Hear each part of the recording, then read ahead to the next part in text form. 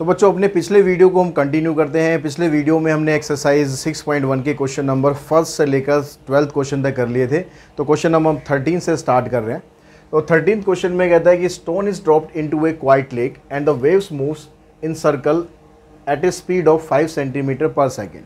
एक quite lake है, बड़ी शांत सी झील है। अब शरारती बच्चे होते हैं, अक्सर हम लोगों ने भी शरारत करी है, आप लोगों ने भी करी होगी। उठाया, एक झील के अंदर पत्थर मार दिया, ठीक है। अब पत्थर मारते हैं तो आपने नोटिस करा होगा कि वहाँ पर कुछ वेव्स बनती हैं। ऐसे वेव्स बनते बनते ऐसे बाहर की तरफ वो जाती जाती है। तो वही कह रहा है कि जब वो वेव्स बनती हैं तो उस वेव्स के बढ़ने की जो स्पीड है वो आपको दे रखी है 5 सेंटीमीटर पर सेकेंड। तो वेव्स जो बनती हैं तो वो एक सर्कल के शेप में बनती है, ठीक है। एक जैसे आप पत्थर मारोगे सर्कल टाइप बनेगा, ऐसे ऐसे धीरे धीरे वेव्स सर्कल के शेप में बढ़ती जाएंगी। तो यानी ये जो 5 सेंटीमीटर पर सेकेंड है, ये एक्चुअली में आपको क्या दे दिया उसने, dr/dt दे दिया, 5 सेंटीमीटर पर सेकेंड।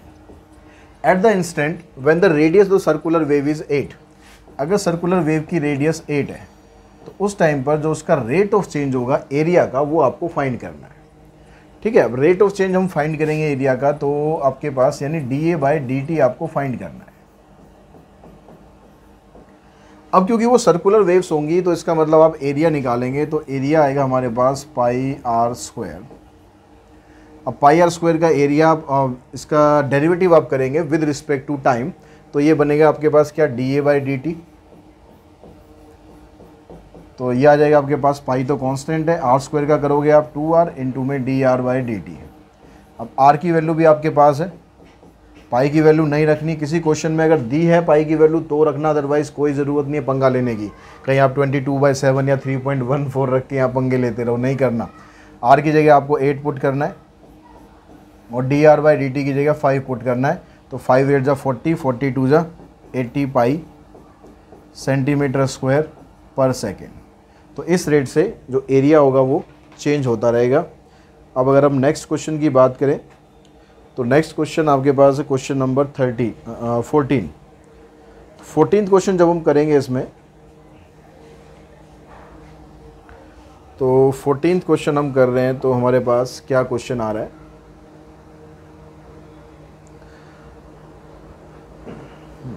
तो 14th क्वेश्चन में कहता है the length x of a rectangle is decreasing eight the rate of 5 centimetre per minute and the width y is increasing at the rate of 4 centimetre per minute. एक rectangle है, उस rectangle की length x उसने mention किया हुआ है, ये x जो है वो डिक्रीज कर रही है।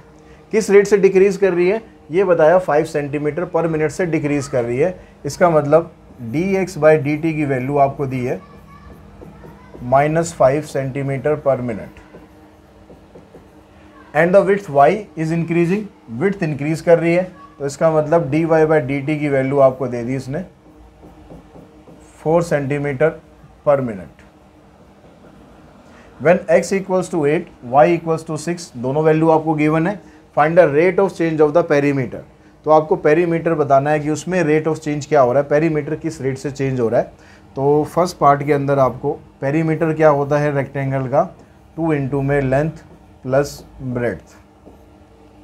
तो यहाँ पर हमने डेरिवेटिव किया इसका dp/dt इक्वल्स टू 2, x का डेरिवेटिव करेंगे तो dx/dt प्लस dy/dt। अब आपको यहाँ पर जो वैल्यूज़ दे रखी है बस वो वैल्यूज़ आपको पुट करनी है। dx/dt आ गया आपके पास -5, ये आ गया +4, -1 आ जाएगा, यानी -2 सेंटीमीटर पर मिनट के हिसाब से पेरीमीटर डिक्रीज़ हो रहा है। माइनस में आ रहा है, दैट मीन्स पेरीमीटर डिक्रीज़ हो रहा है। और सेकंड पार्ट में पूछता है कि rate of change in area, तो यानी एरिया होता है रेक्टेंगल का लेंथ इंटू ब्रेड्थ। अब यहाँ पर x और y दोनों चेंज हो रहे हैं, दोनों वेरिएबल हैं। तो जब आप यहाँ पर डेरिवेटिव करोगे तो डेरिवेटिव करते समय आपको ये ध्यान रखना है कि दोनों वेरिएबल हैं। तो वेरिएबल की वजह से जब आप dA/dt फाइंड करेंगे तो x का डेरिवेटिव करा तो dx/dt हो गया, y सेम रहेगा। अब x सेम रहेगा, y का डेरिवेटिव हो जाएगा dy/dt। अब dx/dt की वैल्यू पुट करेंगे, dx/dt है -5 और y की वैल्यू आपको यहाँ दी है 6। x हो गया आपके पास 8 और dy/dt आ गया आपके पास 4। तो ये -30 प्लस 32 और आंसर आ गया 2 सेंटीमीटर स्क्वायर पर मिनट। इसका मतलब area is increasing at the rate of 2 centimetre square पर मिनट। क्वेश्चन नंबर 14 पे चलते हैं, 15 पर चलते हैं। तो 15th क्वेश्चन में आपको दिया है इसने, the volume of cube is increasing, the volume of cube is increasing, यानी वॉल्यूम इंक्रीज कर रहा है किस रेट से, at the rate of 9 cubic centimetre per second. यानी dv बाई dt आपको दे दिया 9 cubic centimetre per second. How fast is the surface area increasing when the length of edge, edge अगर हम ले लें इसका x, तो सरफेस एरिया किस रेट से चेंज हो रहा है। अब किसका सरफेस एरिया निकालना है, क्यूब का। क्यूब का सरफेस एरिया क्या होगा, अब इसने यहाँ कुछ मेंशन नहीं किया कि टोटल लेना है आपको या कर्व लेना है, तो कुछ मेंशन नहीं करा तो आपको हमेशा कर्व लेना है, टोटल लेना है, ठीक है। जब कोई मेंशन नहीं किया तो हमेशा टोटल लेना है, कर्व के लिए स्पेशली मेंशन करेगा। तो एरिया हमने लिया यहाँ पर टोटल, यानी बन गया 6 इंटू में साइड का स्क्वायर। अब डेरिवेटिव आप करेंगे इसका dA बाई dt, आपको rate of change of how fast is surface area ये आपको फाइंड करना है, ठीक है। तो 2 6 जा 12 और x का डेरिवेटिव करेंगे dx बाई dt। अब ये जो dx बाई dt है आपको इसकी वैल्यू चाहिए और x की वैल्यू तो आपको दे ही रखी है 10, तो इसकी वैल्यू आपको चाहिए, आप इसमें पुट करके इसका rate of change of area निकाल सको। अब इसकी वैल्यू आपको मिलेगी कहाँ से, आपको rate of change of volume दे रखा है, तो वॉल्यूम क्या होता है, वॉल्यूम होता है क्यूब का x क्यूब यानी साइड का क्यूब। अब इसका डेरिवेटिव करेंगे तो आएगा dv by dt 3x square into में dx बाई dt। तो dv बाई dt आपको दिया हुआ 9, x की वैल्यू दे रखी है आपको 10, 3 से हम इसको कैंसिल करते हैं और ये आ जाएगा नीचे, तो dx बाई dt की वैल्यू आ जाएगी 3/100। अब इस वैल्यू को आप पुट कर देंगे फर्स्ट इक्वेशन में, तो यहाँ से dA बाई dt बनेगा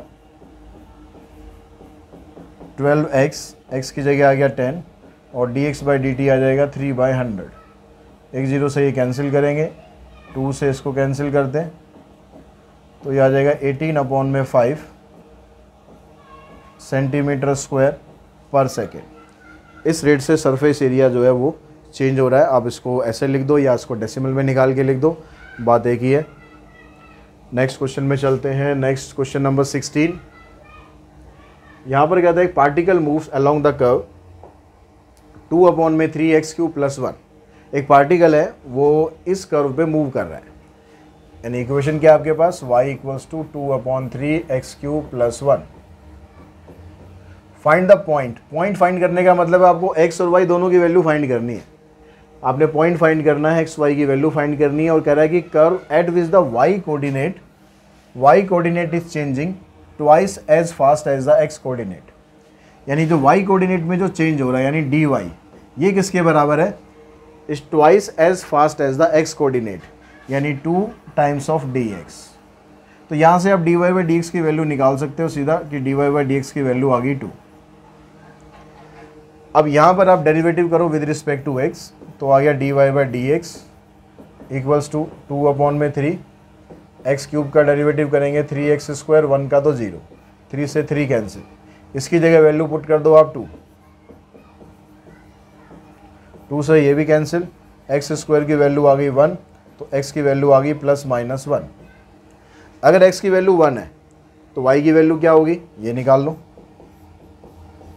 अगर x की वैल्यू 1 है तो y की वैल्यू बन गई 2/3 1 का क्यूब +1, यानी ये बन जाएगा 2/3 + 1, तो आंसर आ जाएगा 5/3। तो पॉइंट क्या बन गया आपके पास, पॉइंट बन गया 1 एंड 5/3। अब अगर दूसरा वाला पॉइंट है वो भी आपको निकालना पड़ेगा, खाली एक पॉइंट से काम नहीं चलेगा। आप सोचो एक पॉइंट निकाल दो भैया काम हो गया, नहीं, 2 वैल्यू निकली हैं तो दोनों निकालने पड़ेंगे पॉइंट।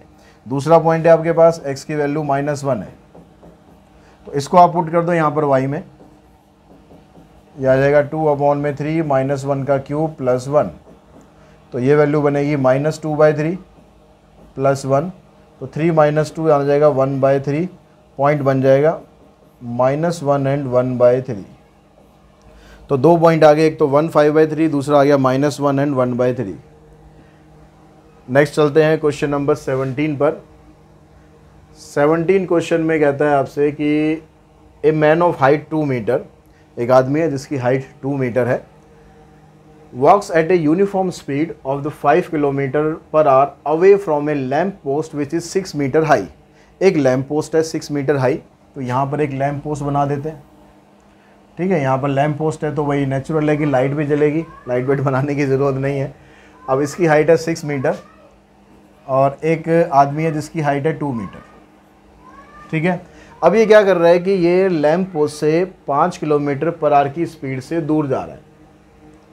यानी ये डिस्टेंस अगर मैं x काउंट करता हूँ तो जैसे जैसे ये इधर मूव करेगा, इससे इधर मूव करेगा, तो इसका मतलब है rate of change of x आपको दिया हुआ है, क्योंकि यही तो चेंज होगा ना। ये मान लो पहले यहाँ था, फिर यहाँ था, फिर यहाँ था, फिर यहाँ था, तो x की वैल्यू चेंज हो रही है। अब x की वैल्यू जो चेंज हो रही है उसका उसने रेट दिया हुआ है कि dx/dt, ये आपको दे दिया उसने 5 किलोमीटर पर आवर। ठीक है जी, चेंज हो रहा है। अब आगे क्या कह रहा है, find the rate at which the length of shadow increase. अब ये आपके पास सोर्स ऑफ लाइट है, लैम्प पोस्ट है, सोर्स ऑफ लाइट है। आप यहाँ पर खड़े हो तो आपकी शेडो बनेगी नहीं बनेगी? ठीक है, इधर आपकी शेडो बनेगी। अब जैसे जैसे आप इससे दूर जाते जाओगे, जैसे जैसे आप लैम्प पोस्ट से दूर जाते जाओगे, आपकी शेडो इंक्रीज होती जाएगी। यानी सोर्स ऑफ लाइट से आप जितना दूर जाओगे, जैसे फॉर एग्जांपल हम दोपहर में खड़े होते हैं, दोपहर में कहते हैं कि सूरज जो है सर के ऊपर होता है। सर के ऊपर मतलब हमारा जो डिस्टेंस है उससे वो बहुत कम होता है, ऑलमोस्ट हम उसके नीचे ही होते हैं, तो हमारी जो शेडो बनती नहीं है, बहुत कम बनती है शेडो। थोड़ा सूरज इधर उधर होता है तो शेडो बनती है, लेकिन अगर आप इवनिंग टाइम में देखोगे या मॉर्निंग टाइम में देखोगे तो शेडो हमारी बहुत लंबी बनती है। यानी जितना सोर्स ऑफ लाइट से आप दूर रहोगे, शेडो आपकी उतनी लंबी बनती जाएगी। तो ये कह रहा है कि अगर मैं शेडो को ले लूँ ये y, तो ये जो शेडो मेरी चेंज हो रही है ये किस रेट से चेंज हो रही है ये आपको बताना है। तो अब यहाँ पर हमें x, y, 2, 6 इनके बीच में एक रिलेशन बनाना पड़ेगा। तो उसके लिए मैं इस लाइन को ऐसे ज्वाइन कर देता हूँ, तो आपके पास ये राइट एंगल ट्रायंगल बन गए यहाँ पर 2, क्योंकि जो लैम्प पोस्ट होगा वो भी वर्टिकली खड़ा होगा। वर्टिकल खड़ा होने का मतलब है ये 90 डिग्री है। जब हम किसी आदमी की हाइट नापते हैं तो सीधा खड़े करके नापते हैं, ऐसा तो नहीं कि जो कहते भाई उसको यूँ खड़ा हो जाए, हाइट नापेंगे हम। हमारी हाइट नापने के लिए सीधा खड़ा करना पड़ेगा, मतलब ये भी 90 डिग्री हो गया। ये वाला एंगल है जो इस ट्रायंगल में भी आ रहा है और इस ट्रायंगल में भी आ रहा है, बड़े वाले में।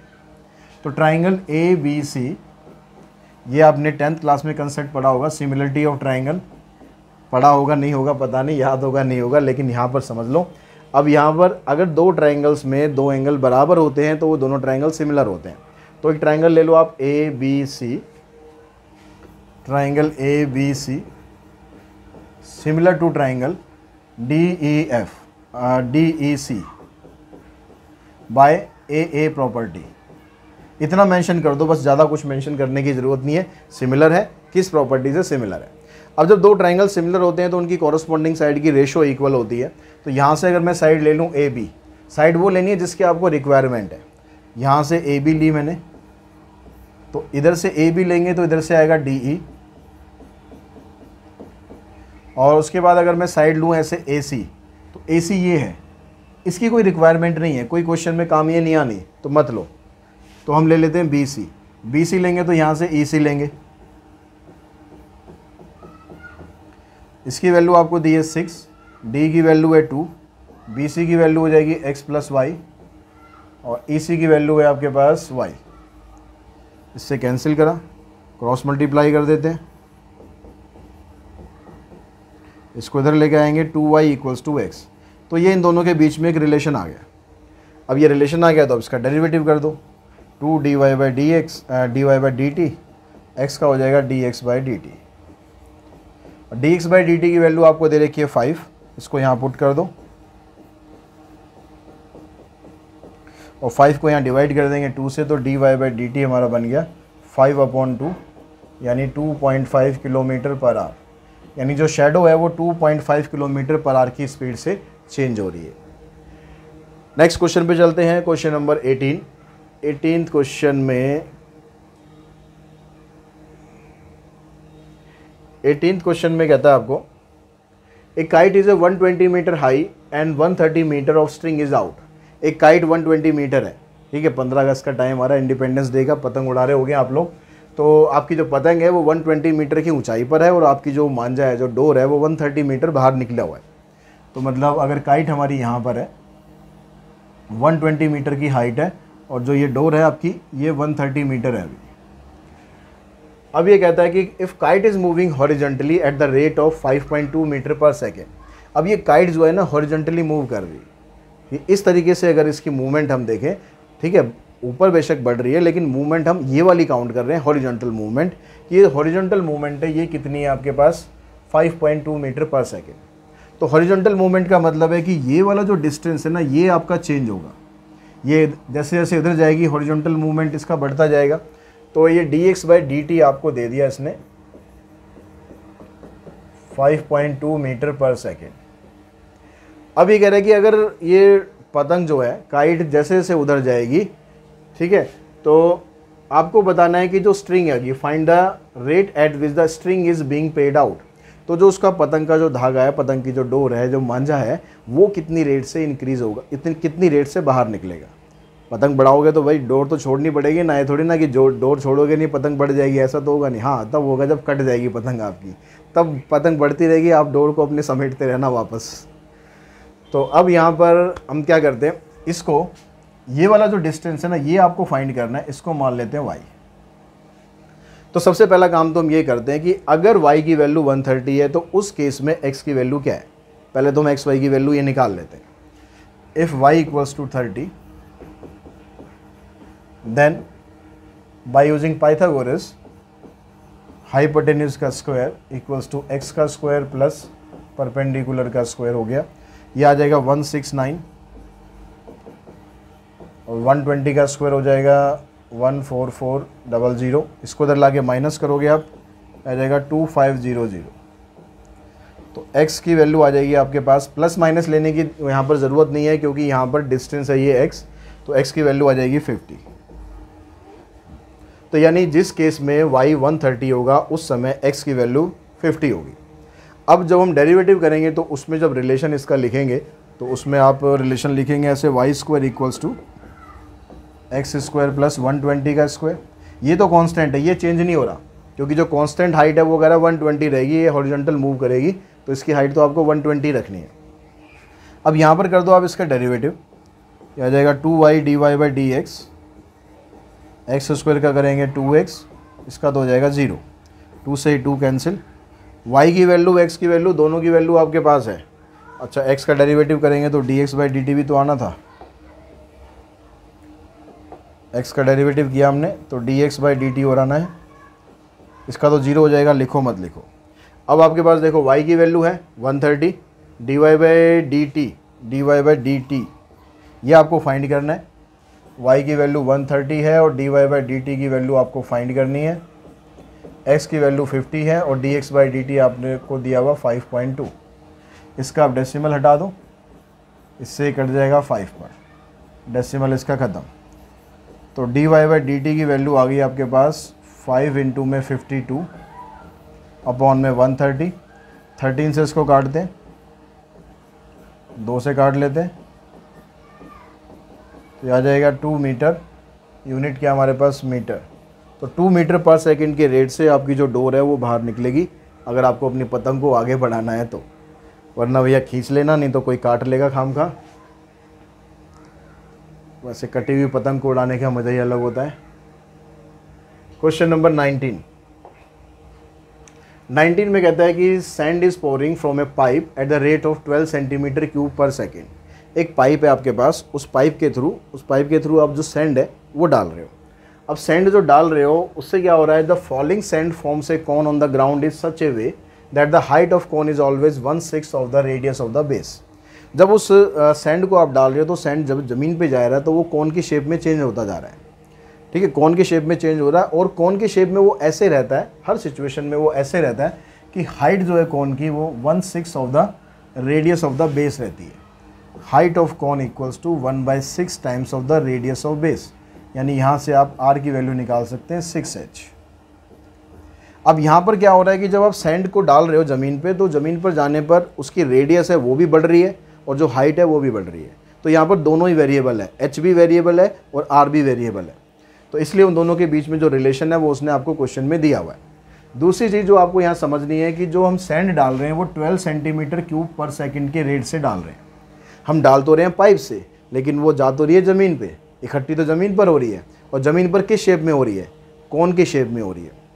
तो जो rate of change of volume यहाँ पर आपको दिया हुआ है ना, ये 12 सेंटीमीटर क्यूब पर सेकेंड, ये आपको कौन का दिया हुआ है, ना कि पाइप का।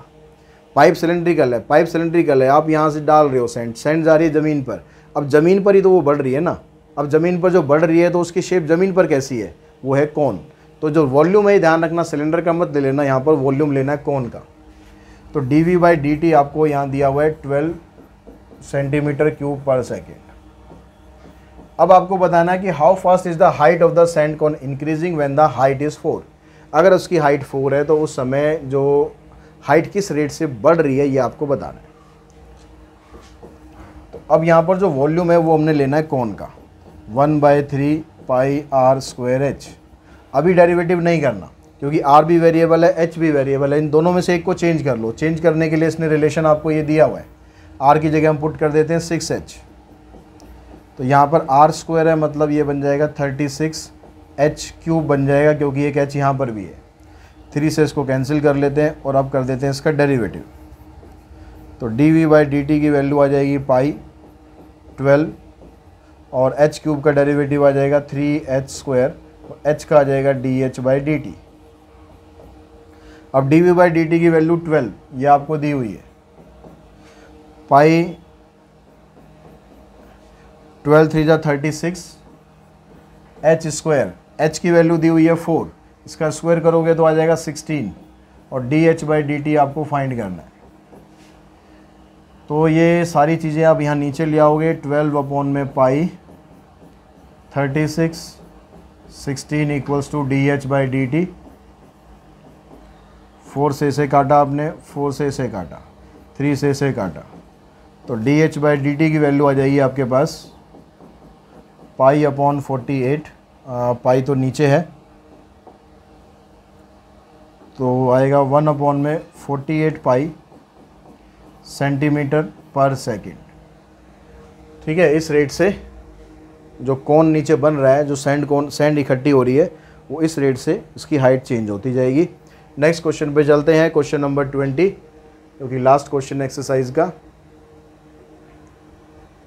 तो अब इस क्वेश्चन में आपको ये कहता है, a conical vessel whose height is 4 meters and of base radius 2 meter is being filled with water at the rate of 0.75 cubic meters per minute। तो ये क्या कह रहा है आपको कि कॉनिकल वेसल है जिसकी हाइट आपको दे रखी है 4 मीटर। तो ये हमारे पास एक कॉनिकल वेसल हो गया, इसकी हाइट आपको दे रखी है 4 मीटर एंड बेस रेडियस दे रखा है आपको 2 मीटर, ये दे रखा है आपको 2। अब हम इसमें क्या कर रहे हैं, being filled with the water at the rate of 0.7 cubic metres per minute. 1 minute के अंदर हम इतना पानी इसके अंदर डाल रहे हैं।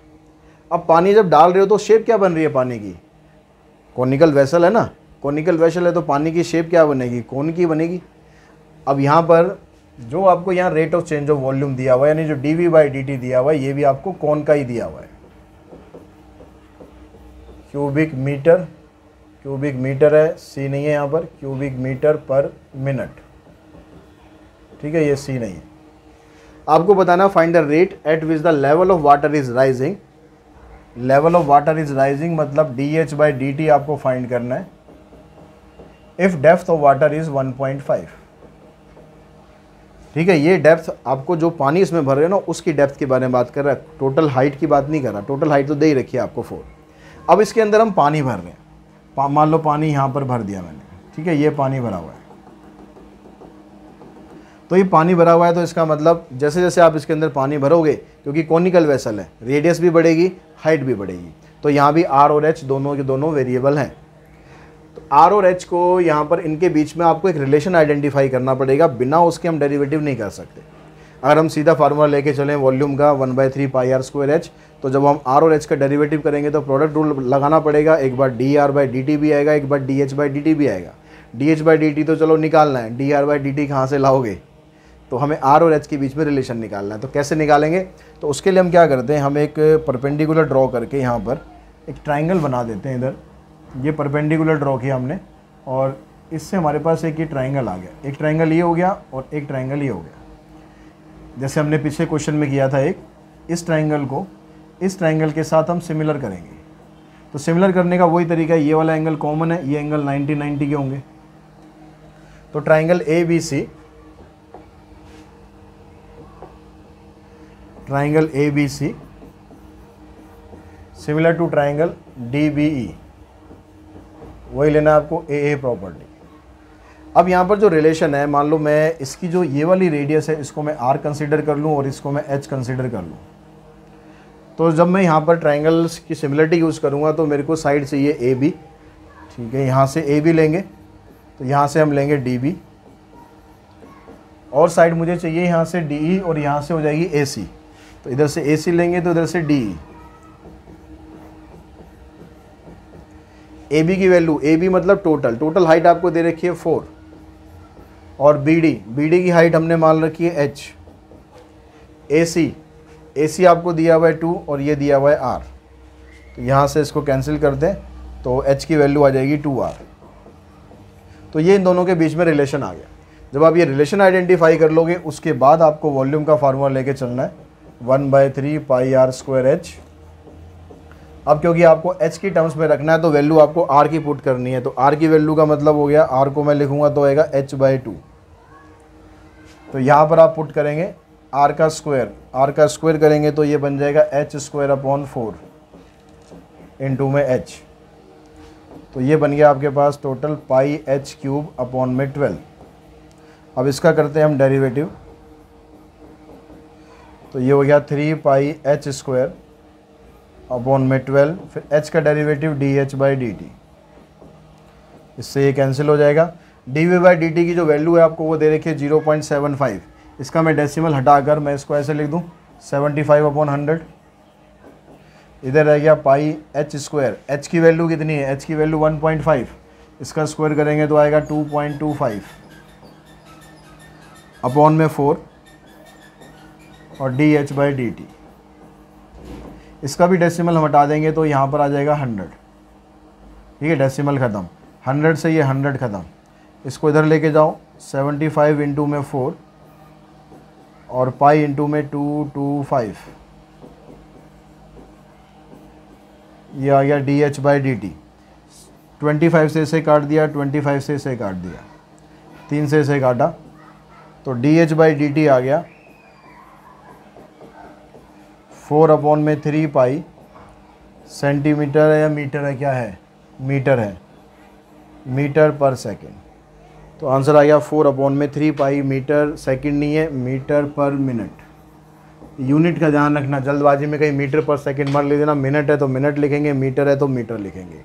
तो इसी के साथ ही जो एक्सरसाइज आपकी 6.1 है वो कंप्लीट हो गई है और आई होप आपको सारे क्वेश्चन अच्छे से समझ में भी आ गए। इसके एग्जांपल्स भी आप लोग प्रैक्टिस करो ताकि आप बिल्कुल इसमें परफेक्ट हो जाओ। नेक्स्ट वीडियो में मिलते हैं बहुत जल्दी। और साथ ही एक चीज़ और कहना चाहूँगा, वीडियोज़ अगर आपको पसंद आते हैं, कंटेंट पसंद आता है तो अपने फ्रेंड्स के साथ भी शेयर करो और चैनल को सब्सक्राइब करके रखो, बेल आइकन को प्रेस करके रखो। आज की इस वीडियो में इतना ही। Thanks to all of you.